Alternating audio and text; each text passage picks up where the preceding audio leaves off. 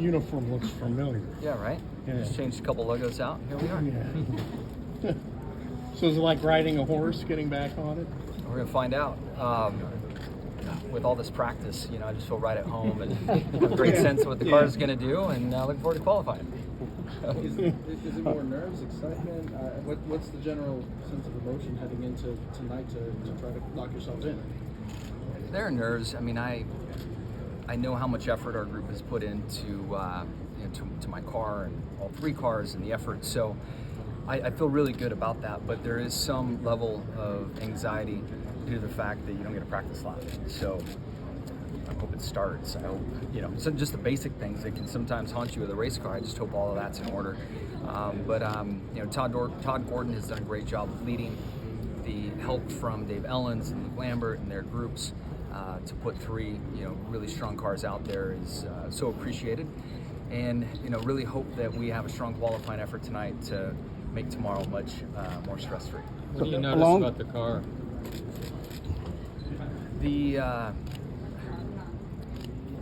Driving in Phoenix, there's a much different experience driving the car and the way you create speed, the way the car rides at the bump stops, the ride quality of the vehicle.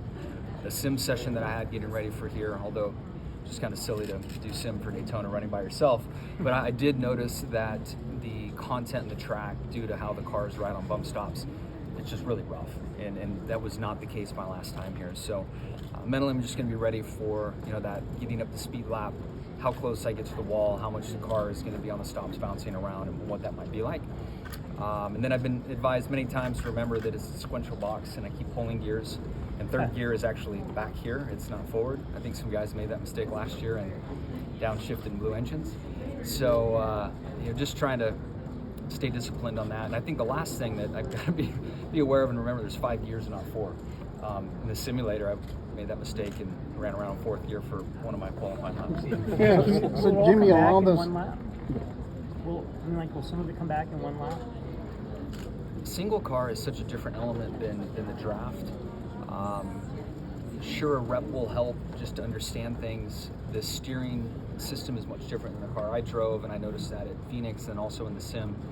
So sure, there will be some takeaways, but anything to carry over the race, I don't think I'll get much from it. Are you having fun on the ownership side, or is it a challenge, or is it something that because I hear you, obviously you're jumping feet first into it and absorbing as much of it as you can. It's been a blast. I really have enjoyed it. There's pressure and stress and anxiety with anything you do in life, and there certainly is plenty of that. But I feel like the excitement of building something, the support that I have in the partnership with Maury, the competition department, the people in the front office, people building cars, we're a small group, and the excitement that we're building a team for the future and all that's in and around that, it's really been fun. Been long days, long hours. I wish we had a few more months to get ready for the 500. We just don't. Everything happened so late last year that our most precious commodity is time, and I know every race team says that, but we're even in less supply than others. But it's been a great journey, and excited to go racing and really keep building this thing. What's it been like Erik being Jones talked a while ago about, it was interesting that you were asking him for advice. Yeah. And Noah, how different is, you were at Hendrick, you were the guy everybody came to, so how different is to go to younger guys and go, what do you got for me? It's probably awkward for them, but for me, I genuinely needed some help. I just don't know this car.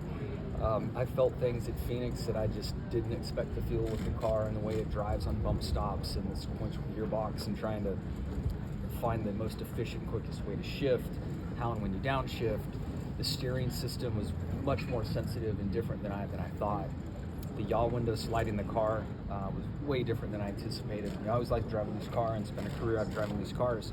You can't drive this one sideways. It just doesn't happen the way it creates downforce. So I've been doing a lot more learning from them, and I hope I haven't freaked them out. What's the best thing they've told you so far? You being the mentee instead of the mentor. First thing that comes to mind is Noah wants a six-pack, and I know it has nothing to do with race cars, but if I see his stomach again for his progress report on his diet and fitness plan, I'm going to lose my stuff. But he's been so much fun. Both are super talented, but absolutely go about their days differently. And I've really enjoyed working with both of them. Thank you. How was Erik Jones in his workout situation coming? The first workout where the warm-up, he thought the warm-up was the workout, and he was giving up his lunch, didn't go well, so how's he doing? He's fully committed. And that's the one thing that I see through both Erik and Noah. You know, their personalities are different, the way they go about things are different, but their desire to be the best they can is very, very much the same between the two of them. And, you know, I feel like Josh Wise and the program that he offers, you know, is not only great for these guys physically and from a driving perspective, but I think some big lessons in mental health and being able to create a sustainable lifestyle and be healthy and just all the other aspects that come to it that somebody in their 40s can share, and he's able to share that with this, you know, large group of young drivers coming up through. So as I tried to help Erik buy into the program, I went and spent some time with Josh and got a much better understanding of the program he has. And, you know, hats off to Josh and Chevrolet with what they've created there. And I think Eric's rolling pretty good now.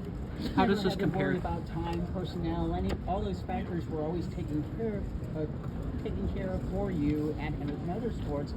How do you balance your time now when you used to compartmentalize or just put complete focus onto your job at hand, which was behind the wheel?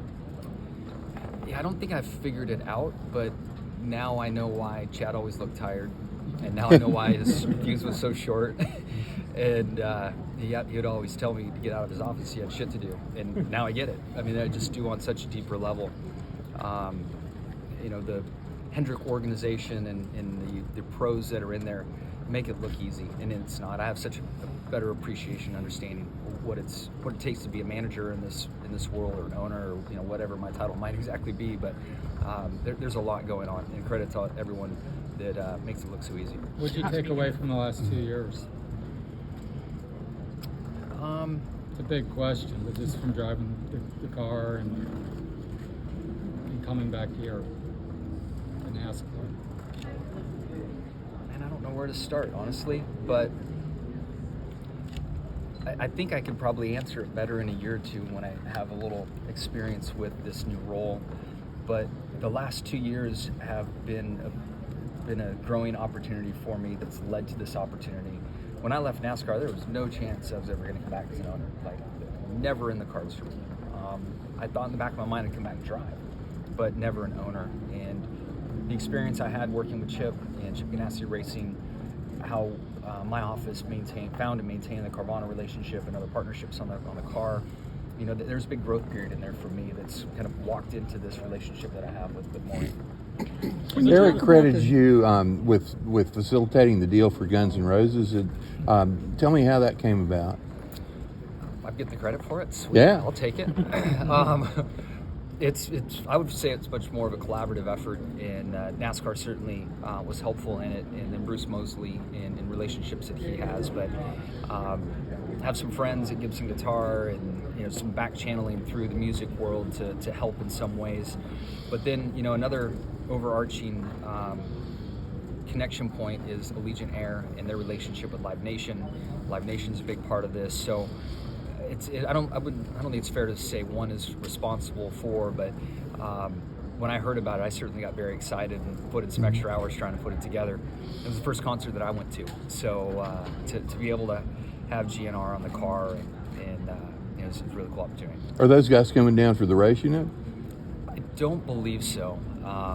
Things have come together really quick here in the last 10 days, if you will, putting it together, and I probably shouldn't say, but I think there's more from the band to come, so everybody stay tuned. Favorite song? I gotta go with patience. Just, you know, thinking back and living in Crest. I don't know. There's too many good ones. Sweet Child of Mine, Paradise City. Can I pick 3? Jimmie, when you talk about the compartmentalization of everything, have you talked to Richard Petty any about that? Because I know he used to talk about how he would compartmentalize when he had to do what. I haven't on that topic, but you bring up a great point. She's been doing this for so long and wearing so many hats at different times, and I think I've watched him. I didn't have a chance to race against him, but I've watched him compartmentalize so well in different settings that I should lean on him for that. I've been surprised how much he still works and how active he is at the shop, how frequently he's at the shop. I've been really impressed. And one thing I can say that's never wavered since I've been engaged with him at this level is his reminders that we need to win races. I mean, it's at least 4 times per conversation. How much that man wants to win and loves to win, it's amazing. How does this Daytona 500 compare to your first one, 2002, where you had to, like I said, qualify on time as well to that? How does that compare to your first Daytona 500? I think on paper it's similar. You know, there's a lot at stake here for me, I would say. But personally, between my 2 years, man, I'm sitting here with 7 championships and 83 wins. Yes, it would absolutely suck to not make the race, but the pressure I had on myself in 2002, like, life would have seemed like it ended if I didn't make that race. So I am in a different place, although, this is this first step for me as an owner and being owner of this car that I'm running in. So, we qualified on pole in 02. I think that's in the cards for us today, but who knows, maybe lightning will strike twice. This is Blaine Perkins, driver of the number 9 Raceline Wheels CR7 Motorsports Chevy.